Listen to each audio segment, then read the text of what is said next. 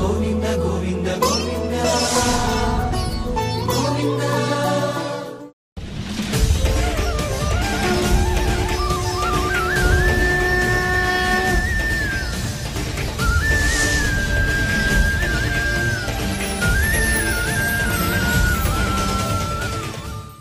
ఓం నమో వెంకటేశాయ. ఏడుకొండలవాడ వెంకటరమణ గోవింద గోవింద. శ్రీ శ్రీనివాస శ్రీ వెంకటేశ గోవింద గోవింద. కలియుగ ప్రత్యక్ష దైవం శ్రీనివాస పరబ్రహ్మ అనుగ్రహ విశేషంతో శ్రీమద్భాగవతంలో అష్టమ స్కంధంలోని విశేషాలు యథాశక్తి తెలుసుకుంటున్నాం. నారాయణం నమస్కృత్య నరం చైవ నరోత్తమం దేవీం సరస్వతీం వ్యాసం తతో జయముదీరయేత్. మాయా మాణవక రూపంతో వామనుడు శ్రీ మహావిష్ణువు ఆ బలిచక్రవర్తి యజ్ఞం చేస్తున్నటువంటి ప్రదేశానికి చేరుకున్నారు. ఆ ప్రదేశం పేరు భృగుకచ్చము. సాక్షాత్తు సూర్యభగవానుని తేజస్సుతో ప్రకాశిస్తున్నటువంటి ఆ వామనమూర్తికి సాదరంగా స్వాగతం పలికారు అక్కడ ఋత్విక్కులు, వేద పండితులు, భృగువంశీయులైనటువంటి గురువులు. బలిచక్రవర్తి కూడా వామనుని దివ్య తేజస్సును చూసి అచ్చరు పొంది, మీకేం కావాలో కోరుకోండి, మీరు ఏదో అర్థించే ఇక్కడికి వచ్చారని నాకు అనిపిస్తోంది, ఏం కావాలి బ్రాహ్మణోత్తమా అని ఎంతో సాదరంగా ప్రశ్నించారు. యద్వటో వాంఛసి తత్ప్రతీచ్ఛమే త్వామర్థినం విప్రసుతాను తర్కయే. ఏం కావాలయ్యా, ఏదో కావాలనే కోరికతోనే ఇక్కడికి వచ్చినట్లుగా నాకు అనిపిస్తూ ఉన్నది. గోవులు కావాలా, బంగారం కావాలా, మంచి ఇళ్ళు కావాలా, లేకపోతే రుచికరమైనటువంటి భోజనాలు పానీయాలు ఏర్పాటు చెయ్యాలా, గ్రామాలు కావాలా, లేకపోతే గుర్రాలు ఏనుగులు కావాలా, ఏ సంపదలు కావాలన్నా ఇస్తాను. నేను ఏకఛత్రాధిపత్యంగా లోకములన్నింటినీ పరిపాలిస్తున్నటువంటి చక్రవర్తిని, నీకేదన్నా ఇవ్వగలను, కోరుకో అంటున్నాడు. శ్రీ శుక ఉవాచ. ఇక్కడి నుంచి మనం 19వ అధ్యాయంలో ప్రవేశించాం. అష్టమ స్కంధంలో 1వ శ్లోకం. ఇతి వైరోచనేర్వాక్యం ధర్మయుక్తం ససూనృతం నిశమ్య భగవాన్ ప్రీతః ప్రతినంద్యేదమబ్రవీత్. విరోచనుని కుమారుడైనటువంటి బలిచక్రవర్తి ఎప్పుడైతే సాదరంగా వామనమూర్తితో ఈ విధంగా పలికాడో, ధర్మంతో కూడినటువంటి మాట, సత్యమైనటువంటి మాట, మృదువైన హితకరమైనటువంటి మాట, ఆ మాటను నిశమ్య విని భగవాన్ పూజ్యుడైనటువంటి పరమాత్ముడైన ఆ శ్రీ మహావిష్ణువు ఆ వామనమూర్తి ప్రీతః సంతోషించి ప్రతినంద్య ఇదమబ్రవీత్ ఆ బలిచక్రవర్తిని అభినందించారు. ఈ సందర్భంలో తెలుగులో పోతనవారు శ్రీమద్భాగవతంలో అద్భుతమైనటువంటి పద్యాలు రచించారు. ఇతడే దానవ చక్రవర్తి సురలోకేంద్ర అగ్నికాలాది దిక్పతి గర్వాపనయ ప్రవర్తి గతలోభస్ఫూర్తి నానామఖవ్రతదాన ప్రవణానువర్తి సుమనోరామా మనోభేదనోద్ధత చంద్రాతపకీర్తి సత్యకరుణా ధర్మోల సన్మూర్తితాన్. ఆయన్ని చక్కగా అభినందించేటువంటి విధానం ఆ మహారాజు చక్రవర్తి అయినటువంటి బలిచక్రవర్తి యొక్క ఔన్నత్యాన్ని ఈ పద్యంలో వివరిస్తూ ఉన్నారు. ఇతడే దానవ చక్రవర్తి, రాక్షసులందరికీ ప్రభు అయినటువంటి వాడు ఇతడే బలిచక్రవర్తి. ఎంత గొప్పవాడు! ఇతని గుణాన్ని వర్ణించటం అబ్బో ఎంత అద్భుతమైనటువంటి గుణం. సురలోకేంద్రాగ్నికాలాది దిక్పతి గర్వాపనయ ప్రవర్తి. ఇంద్రాది దేవతలు, దిక్పాలకులు, అగ్ని ఇత్యాదులందరూ కూడా మేమంతా గొప్పవాళ్ళం అనుకున్నారు. కానీ వాళ్ళ పరాక్రమాన్ని అణిచివేసి తన నియంత్రణలో పెట్టుకున్నాడు. గర్వాపనయ ప్రవర్తి, వాళ్ళ అహంకారాన్నంతా పోగొట్టాడు. గతలోభస్ఫూర్తి, దానం చెయ్యటమే తప్ప దాచుకోవటం తెలియని మహాదాత ఈ బలిచక్రవర్తి. లోభగుణమే లేదు. నానామఖవ్రత దాన ప్రవణానువర్తి. ఎన్నో రకాలైనటువంటి యజ్ఞాలు చేసి, వ్రతాలు చేసి, దానాలు చేసి అందరికీ ఆదర్శంగా నిలిచినటువంటి వాడు. సుమనో రామా మనోభేదనోద్ధత చంద్రాతప కీర్తి. చంద్రుని వెన్నెల్లాగా మనోహరమైన కీర్తితో తెల్లనైనటువంటి చక్కని స్వరూప స్వభావాలతో వెలిగిపోతున్నాడు ఈ బలిచక్రవర్తి. ఇతన్ని చూచినటువంటి సుందరీమణులు, అప్సరసలందరూ కూడా ఆహా ఎంత గొప్పవాడు, ఎంత అందగాడు, ఎంత గొప్పది ఇతని కీర్తి అని చెప్పి పొగుడుతున్నారు. సుమనో రామా మనోభేదనోద్ధత. వారి హృదయాలను, ఆ సుందరాంగుల యొక్క హృదయాలను ఆకట్టుకుంటున్నటువంటిది ఈ బలిచక్రవర్తి యొక్క కీర్తి. సత్యకరుణా ధర్మోల సన్మూర్తితాన్. సత్యము, కరుణ, ధర్మము వీటన్నిటితో నిండినటువంటి గొప్ప స్వరూపమే ఈ బలిచక్రవర్తి అని ఆ బలిచక్రవర్తిని అభినందిస్తూ 10 మంది వినేటట్టుగా గంభీరంగా చెబుతున్నారు వామనమూర్తి.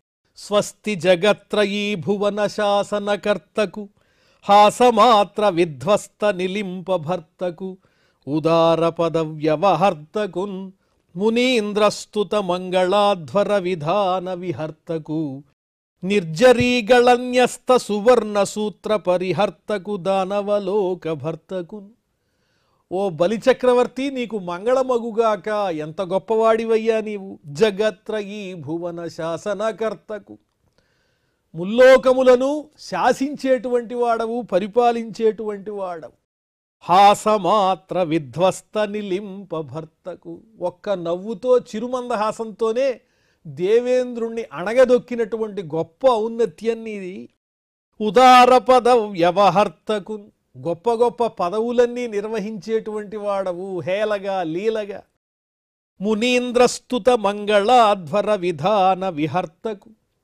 మునీంద్రులందరూ స్తోత్రాలు చేస్తూ ఆనందంగా యజ్ఞయాగాది క్రతువులన్నీ నీ సమక్షంలోనే, నీ ఆధ్వర్యంలోనే నిర్వహించుకుంటూ ఉన్నారు. అవన్నీ నడిపించేటువంటి వాడవు నీవే.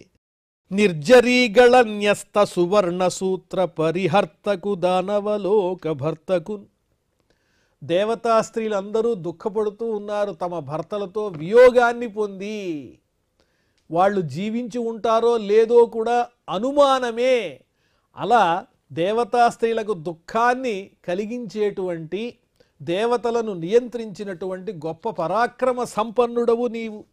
దానవలోకానికి అంతటికీ ప్రభువై విలసిల్లుతున్నావు. నీకు మంగళమగుగాక అని వామనమూర్తి చక్కగా అభినందించారు బలిచక్రవర్తిని. యజమానిని చూడంగానే వాళ్ళు ఏం కోరుకుంటున్నారో తెలిసిపోతుంది.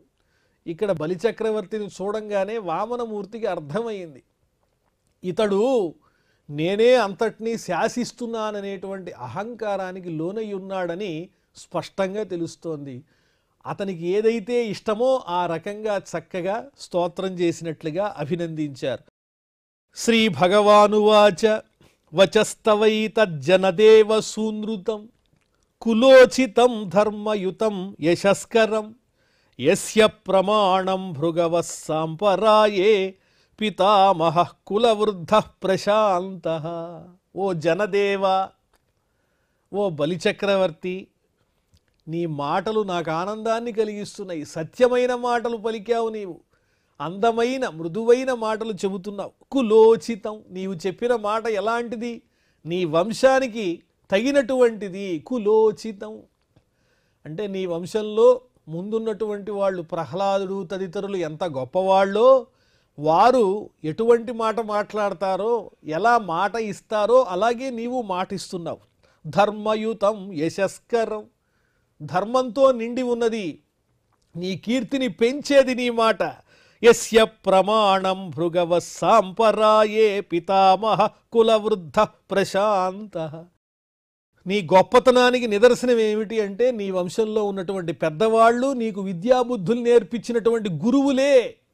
సహజంగా నీ వంటి ఉన్నతమైన వంశంలో ఉన్న వాళ్ళకి ఎలాంటి ఆలోచనలు ఉండాలి అంటే సాంపరాయే, ఉత్తమమైన ఆశయముల మీద, అంటే పరలోక సాధన చెయ్యాలి, పరలోకాన్ని సాధించటానికి ఈ లోకంలో మనం ఏ విధంగా ప్రవర్తించాలి అనేటువంటి జ్ఞానం నీ వంశంలో వాళ్లకు వెన్నతో పెట్టిన విద్య.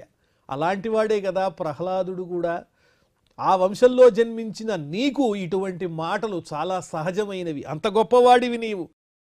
పితామహ కులవృద్ధ ప్రశాంత భృగవ యస్య ప్రమాణం. భృగవ అంటే భృగువంశీయులైన బ్రాహ్మణోత్తములు, గురువులు ఇచ్చేటువంటి ఉపదేశములను అనుసరించే శిష్యుల యొక్క ప్రవర్తన ఉంటుంది. మీ గురువులు ఎంత మంచివాళ్ళో నీ మాట చూస్తుంటేనే తెలిసిపోతోంది. అలాగే మీ కులవృద్ధుడైనటువంటి ప్రహ్లాదుడు కూడా నీలో ఉన్న ఈ వినయ గుణానికి ప్రత్యేకమైనటువంటి నిదర్శనం అని ఆ బలిచక్రవర్తి ఆనందించే విధంగా చక్కగా అభినందిస్తూ ఆశీర్వదిస్తున్నారు. నహ్యేతస్మిన్ కులే కశ్చిత్ నిస్సత్వః కృపణః పుమాన్ ప్రత్యాఖ్యాత ప్రతిశ్రుత్య యోవా అదాతా ద్విజాతయే. మీ వంశంలో ఓ బలిచక్రవర్తి, మీ వంశంలో ఒక్కడు కూడా బలహీనుడనేవాడు లేడు. నిస్సత్వః నా, బలహీనుడైన వాడు ఎవడూ లేడు, అందరూ బలవంతులే, పరాక్రమ సంపన్నులే. కృపణః, దీనభావంతో ఉన్నవాళ్ళు కూడా లేరు, నేనేమీ చెయ్యలేను అని చేతకాని వాళ్ళ ఉండేవాళ్ళు కూడా ఎవరూ లేరు. పుమాన్, అందరూ పురుషోత్తములే, గొప్పవాళ్లే. ప్రత్యాఖ్యాత ప్రతిశ్రుత్య, ఇస్తాను అని మాట ఇచ్చి ఇవ్వకుండా తప్పించుకున్న వాళ్ళు కూడా లేరు. ఎవరైనా దాతలు కోరితే ఆ దాతలు కోరినటువంటి ఆ కోరికని తీర్చడంలో ఏమాత్రము వెనక్కి తగ్గరు. అంత గొప్ప మాట మీద నిలబడేటువంటి మహనీయులు మీరంతా. యోవా అదాత ద్విజాతయే, బ్రాహ్మణోత్తముల కొరకు ఇస్తానని చెప్పి ఇవ్వకుండా ఉన్న వాళ్ళు లేరు, అలాగే దానగుణం లేని వాళ్ళు లేరు. అందువల్ల నీ వంశంలో ఎంత గొప్పవారున్నారో నీ వాక్యాలు కూడా అంత గొప్పగా ఉన్నాయ్యా అని చెబుతూ, నసంతి తీర్థే యుధిచార్థినార్థితాః పరాంగ్ముఖాయేతు అమనస్వినో నృపాః యుష్మత్కులే యద్యశసామలేన ప్రహ్లాద ఉద్భాతి యథోడుపఖ్యే. ఎంతో చక్కగా అభినందిస్తూ ఆశీర్వదిస్తూ వర్ణిస్తున్నారు ఆ బలిచక్రవర్తి యొక్క వంశాన్ని, ఆ పూర్వీకులైనటువంటి వారి గుణాలను. తీర్థే యుధిచ అర్థినా అర్థితాః, దానం చేసేటువంటి సమయంలో అర్థించబడినటువంటి వారై మీ వంశీయులైనటువంటి మహానుభావులు యాచకులకు తగినటువంటివి అందించటంలో, వారికి ఇవ్వటంలో ఏమాత్రము ఎప్పుడూ వెనకాడలేదు, వారిని తిరస్కరించలేదు. దాత కోరితే చాలు ఏదడిగినా ఇవ్వటానికి సిద్ధపడ్డారు. అలాగే యుద్ధరంగంలో ప్రవేశించారా, శత్రువుని ఓడించటమే తప్ప వెనుదిరిగి ప్రాణభయంతో వెనుచూపిన వాళ్ళు లేరు. అటు పరాక్రమంలోనైనా ఇటు దానగుణంలోనైనా మీ వంశంలో ఉన్న వాళ్ళంతా గొప్పవాళ్ళు, మహనీయులు. పరాంగ్ముఖాయేతు అమనస్వినో నృపాః, వెనుదిరిగిన వాళ్ళు లేరు, మనసు లేని వాళ్ళు లేరు. దానం ఇచ్చేటప్పుడు సంపూర్ణమైన చక్కని సద్భావంతో సంకల్పంతో దానం చేస్తారు. ఎందుకు ఇవ్వాల్సి వచ్చిందో అని బాధపడుతూ ఎప్పుడూ దానం చేయలేదు వాళ్ళు. ఎవరొస్తారా దానం స్వీకరించడానికి అని ఎదురు చూసేటువంటి మహనీయులు. అలాగే పరాంగ్ముఖాః, యుద్ధరంగంలో వెనుదిరిగి పారిపోయే లక్షణాలు ఉన్నవాళ్ళు కూడా నసంతి లేరు. యుష్మత్కులే యద్యశస అమలేన ప్రహ్లాద ఉద్భాతి యథోడుపఖ్యే, మీ వంశంలోనే ఉన్నాడుగా ప్రహ్లాదుడు. స్వచ్ఛమైనటువంటి కీర్తితో, ఆకాశంలో ప్రకాశించేటువంటి చంద్రుని వంటి కాంతులతో, కీర్తులతో ప్రకాశించేవాడు మీ వంశంలో ప్రహ్లాదుడు ఉన్నాడుగా అని ఒక ఉపమానాన్ని కూడా తెలియజేస్తూ బలిచక్రవర్తిని పొగుడుతున్నారు. యతో జాతో హిరణ్యాక్షః చరన్నేక ఇమాం మహీం ప్రతివీరం దిగ్విజయే నావిందత గదాయుధః. మీ వంశంలో హిరణ్యాక్షుడున్నాడే, మహానుభావుడు ఆయన. ఆ హిరణ్యాక్షుడు సామాన్యుడు కాదు, గదా ఆయుధంగా ధరించినటువంటి వాడై అంతటా సంచరించాడు. ఇమాం మహీం చరన్ ఏకః, ఈ భూమి అంతటి మీద తానొక్కడే సంచరించి దిగ్విజయే, దిగ్విజయం చేసేటువంటి సమయంలో దిక్కులన్నీ తిరిగి తనకన్నా పరాక్రమవంతులు లేరు అనే విధంగా అందరినీ జయిస్తూ తనతో సాటిదాగిలిగిన పరాక్రమవంతుడు ఎవరన్నా ఉన్నాడా అని అంతటా తిరిగి చూశాట హిరణ్యాక్షుడు.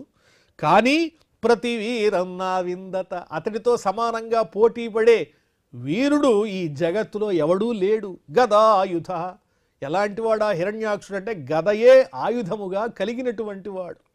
మీ వంశంలో వాడేగా బలిచక్రవర్తి, ఎంత గొప్పవాడయ్యా హిరణ్యాక్షుడు అని వామనమూర్తి చక్కగా స్తుతిస్తున్నారు.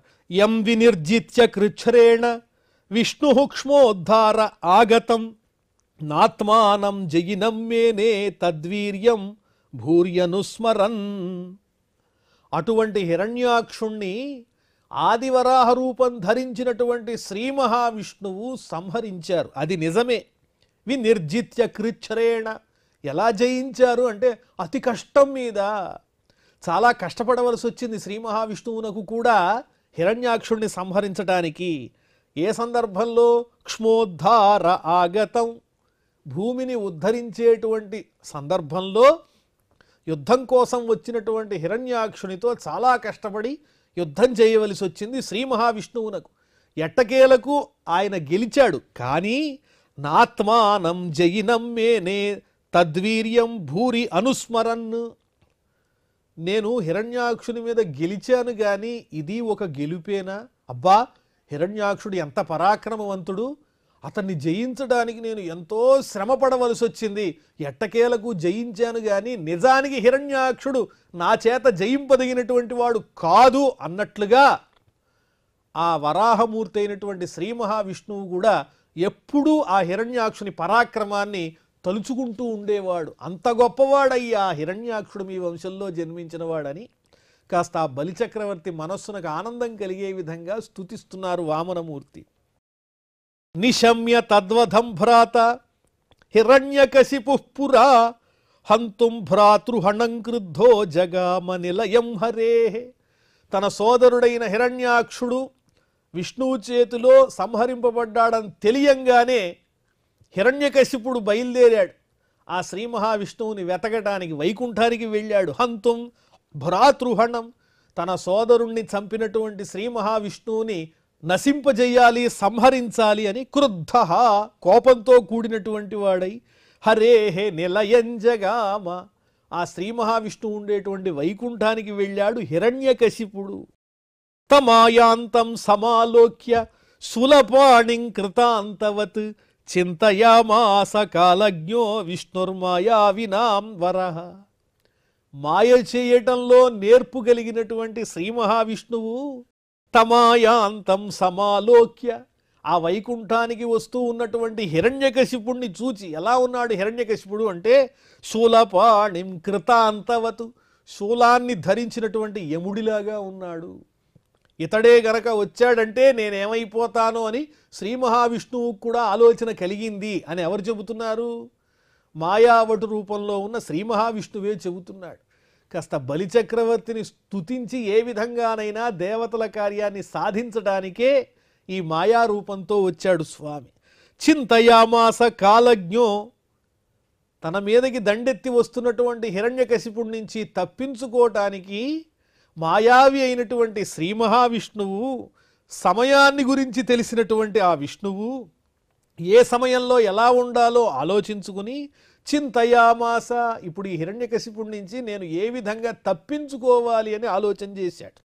యతో యతోహం తత్రాసౌ మృత్యుఃప్రాణభృతామివ అతోహమస్య హృదయం ప్రవేక్ష్యామి పరాగ్దృశః. నేను ఎక్కడెక్కడికైతే వెడుతున్నానో అక్కడక్కడికి హిరణ్యకశిపుడు వెతుక్కుంటూ వచ్చేస్తున్నాడు అని శ్రీ మహావిష్ణువు ఆలోచన చేసి అతః అహమస్య హృదయం ప్రవేక్ష్యామి, నేను ఇతని హృదయంలోనే ప్రవేశించుంటాను. ఈ హిరణ్యకశిపునికి బయట బాహ్యమైనటువంటి దృష్టే తప్ప అంతర్దృష్టి లేదు కదా. ఇది చాలా విలువైనటువంటి వాక్యం. బాహ్య ప్రపంచాన్ని, విషయాలను చూచి మాయ పొందేటువంటి లక్షణమే తప్ప హిరణ్యకశిపునకు తనలోనే ఉన్నటువంటి పరమాత్ముణ్ణి దర్శించేటువంటి సామర్థ్యం లేదు అనేటువంటి ఒక అంతరార్థం ఇక్కడ గోచరమవుతోంది. అతోహమస్య హృదయం ప్రవేక్ష్యామి పరాగ్దృశః బయటే చూస్తున్నాడు తప్ప తనలో చూసుకోలేనటువంటి ఈ హిరణ్యకశిపుని హృదయంలోనే నేను ప్రవేశిస్తాను అని ఇదిగో ప్రాణులందరినీ సంహరించడానికి సిద్ధమైన మృత్యుదేవతలాగా అంతటా వెతుకుతున్న ఆ హిరణ్యకశిపుడి నుంచి తప్పించుకోవటానికి, ఓ బలిచక్రవర్తి, మీ వంశీయుడైనటువంటి ఆ హిరణ్యకశిపుని గొప్పతనాన్ని చూచి శ్రీ మహావిష్ణువు అతనిలోనే, అతని హృదయంలోనే, హిరణ్యకశిపుని హృదయంలోనే ఉండాలని నిర్ణయించుకున్నాడు. ఏవం సనిశ్చిత్య రిపో శరీరం అధావతో నిర్వివిశే సురేంద్ర శ్వాసానిలాంతర్హిత సూక్ష్మదేహ తద్ఘ్రాణరంధ్రేణ వివిఘ్నచేతా. ఈ విధంగా శ్రీ మహావిష్ణువు నిర్ణయం చేసుకుని, నేను ఎక్కడికి వెడితే అక్కడికి హిరణ్యకశిపుడు వచ్చేస్తున్నాడు, ఎలా తప్పించుకోవాలని ఆలోచించి చిట్ట చివరకు ఒక నిర్ణయం చేసుకుని తన మీదకి వచ్చి పడుతున్నటువంటి ఆ హిరణ్యకశిపుని శ్వాస ద్వారా అతని నాసికలో ప్రవేశించి తద్వారా హృదయంలో ప్రవేశించాడు. శ్వాసానిలాంతర్హిత సూక్ష్మదేహ, ఆ హిరణ్యకశిపుని శ్వాస ద్వారా నాసికలో ప్రవేశించి సూక్ష్మమైన రూపాన్ని ధరించి ప్రవేశించి తద్ఘ్రాణరంధ్రేణ వివిఘ్నచేతా, ఆ ఘ్రాణరంధ్రం ద్వారా లోపల ప్రవేశించగలిగాడు. వివిఘ్నచేతా, ఒక ఉత్కంఠతతో కూడినటువంటి హృదయం కలిగినటువంటి వాడై శ్రీ మహావిష్ణువు ఆ విధంగా చేశాడు అని వివిఘ్నచేతాహ అనేటువంటి పదానికి రెండు అర్థాలు చెబుతున్నారు వ్యాఖ్యానకారులు. ఏ విధమైనటువంటి భీతి లేకుండా, అలాగే ఉత్కంఠతతో కూడినటువంటి స్వభావంతో అని రెండు రకాలైనటువంటి అర్థాలు ఈ పదానికి ఉన్నాయి. సందర్భానుగుణంగా మరి ఆ బలిచక్రవర్తికి సరైన విషయం అర్థం కాకుండా శ్లేషతో ఈ విధంగా వామనమూర్తి అతన్ని స్తోత్రం చేస్తూ అతని పూర్వీకులైనటువంటి హిరణ్యాక్ష హిరణ్యకశిపుల్ని పొగుడుతున్నారు. సతన్నికేతం పరిమృశ్య శూన్యం అపశ్యమానః కుపితో ననాద క్ష్మాంద్యాం దిశఃఖం వివరాన్ సముద్రాన్ విష్ణుం విచిన్వన్ నదదర్శ వీరః. ఈ హిరణ్యకశిపుడు తనలో ప్రవేశించినటువంటి శ్రీ మహావిష్ణువుని దర్శించలేక వైకుంఠానికి వెళ్ళి అక్కడ ఎవరూ కనిపించలా, విష్ణువు లేడు, పరివారము లేరు, శూన్యం. ఇదేమిటింత శూన్యంగా ఉంది, ఇక్కడ ఎవరూ లేరే అనుకుని అపశ్యమానః, ఏమీ కనిపించక కుపితః ననాద, కోపంతో ఒక్కసారి అబ్బా అని గట్టిగా అరిచాడు. ఏమిటి, విష్ణువు దొరకడం లేదు, ఎక్కడున్నాడని అటు ఇటు వెతుకుతున్నాడు. బాహ్య ప్రపంచంలో వెతుకుతున్నాడు తప్ప తనలోనే విష్ణువు ఉన్న విషయం తెలుసుకోలేకపోతున్నాడు. క్ష్మాంద్యాం దిశఃఖం వివరాన్ సముద్రాన్, ఆ విధంగా భూమిని వెతికాడు, స్వర్గాన్ని వెతికాడు, దిక్కులను వెతికాడు, ఆకాశంలో చూచాడు, అలాగే పాతాళంలో చూచాడు, సముద్రాల్లో వెతికాడు. విష్ణుం విచిన్వన్, ఆ విష్ణువుని వెతుకుతూ నదదర్శ వీర, చూడలేకపోయాడు అని అనకుండా వీరుడైన ఆ హిరణ్యకశిపుడు చూడలేకపోయాడు, తనలోనే విష్ణువు ఉన్నాడు అన్న విషయాన్ని గమనించలేదు మీ వంశీయుడైనటువంటి హిరణ్యకశిపుడు అని వామనమూర్తి ఆ బలిచక్రవర్తితో చెబుతున్నారు. అపశ్యన్నితి హోవాచ మయాన్విష్టమిదం జగత్ భ్రాతృహామే గతో నూనం యతో నావర్తతే పుమాన్. అన్ని చోట్ల వెతికి వెతికి చివరికి ఎక్కడా ఆ శ్రీ మహావిష్ణువు కనిపించగా హిరణ్యకశిపుడు ఒక నిర్ణయం చేసేసుకున్నాడు. ఎక్కడా లేడు ఈ జగత్తులో, ఎక్కడా వదలకుండా నేను చూచాను అనుకున్నాడు. బయట చూచాడు, లోపల చూసుకోలేదుగా. ఎక్కడా లేడు కాబట్టి నా సోదరుణ్ణి చంపినవాడు నాకు భయపడి మరణించి ఉంటాడు. గతో నూనం యతో నావర్తతే పుమాన్, అందరూ ఎక్కడికి వెడితే తిరిగి రారో ఆ చోటికి విష్ణువు కూడా వెళ్ళుంటాడు. అంటే మృత్యువుకి లోబడి ఉంటాడు, మృత్యువశుడైపోయి ఉంటాడు ఈ శ్రీ మహావిష్ణువు. లేకపోతే ఎక్కడా విడిచిపెట్టకుండా, అంగుళం కూడా వదలకుండా నేను ఈ బయట ఉన్నటువంటి సమస్తమైన జగత్తుని వెతికానుగా, ఎక్కడా లేడు అని ఆ హిరణ్యకశిపుడు శ్రీ మహావిష్ణువు నశించాడని అనుకున్నాడు. వైరానుబంధ ఏతావాన్ ఆమృత్యోరిహ దేహినాం అజ్ఞాన ప్రభవో మన్యు అహం మానోపబృంహితః. ఏ శత్రుత్వమైనా వైరమైనా ఎంతవరకు ఉంటుందంటే మరణం వరకే. మరణాంతాని వైరాణి, మరణం వచ్చేంతవరకే, ఈ దేహాన్ని ధరించి ఉన్నంతవరకే వీళ్ళు శత్రువులు, వాళ్లతో నాకేదో భేదం ఉన్నది, వాళ్ళని నేను ద్వేషించాలి, వాళ్ళని ఏదో చెయ్యాలి, ఇలాంటి పగలు ప్రతీకారాలు దేహం ఉన్నంత వరకు ఉంటాయి.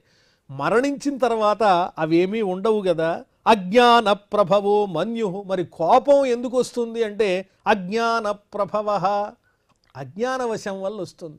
అంతటా ఉన్నవాడు పరమాత్ముడే అనే జ్ఞానం లేనప్పుడే భేదభావము వస్తుంది, కోపము వస్తుంది. అహం మానోపబృంహిత, నేను అనేటువంటి అభిమానంతో ఎప్పుడైతే కూడి ఉంటారో దురభిమానంతో, అప్పుడే ఆ అహంకారంతో కూడినటువంటి కోపం అజ్ఞాన ప్రభావం వల్ల మనలో ప్రవేశించి ఏం చేస్తున్నామో కూడా తెలియకుండా చేస్తుంది. కానీ ఏ ద్వేషమైనా పగైనా ఈ దేహాన్ని ధరించి ఉన్నంత వరకే అని ఈ విధంగా ఆ బలిచక్రవర్తితో చక్కగా సంభాషిస్తూ, అతన్ని అభినందిస్తూ, అతని వంశీయుల పూర్వీకులైన వాళ్ళని స్తోత్రం చేస్తూ ప్రసన్నుణ్ణి చేస్తూ ఉన్నారు వామనమూర్తి తన మాయారూపములైన చక్కని స్వరూపంతో, మాటలతో. ఆ తరువాత ఏం జరిగిందో మళ్ళీ తెలుసుకుందాం. ఇప్పుడు క్షమా ప్రార్థనాదులతో ఈ కార్యక్రమాన్ని పరిసమాప్తం చేసుకుందాం. అథ క్షమా ప్రార్థన యదక్షరపదభ్రష్టం మాత్రాహీనంచ యద్భవేత్ తత్సర్వం క్షమ్యతాం దేవ నారాయణ నమోస్తుతే. శ్రియఃకాంతాయ కళ్యాణ నిధయే నిధయేర్థినాం శ్రీవేంకట నివాసాయ శ్రీనివాసాయ మంగళం.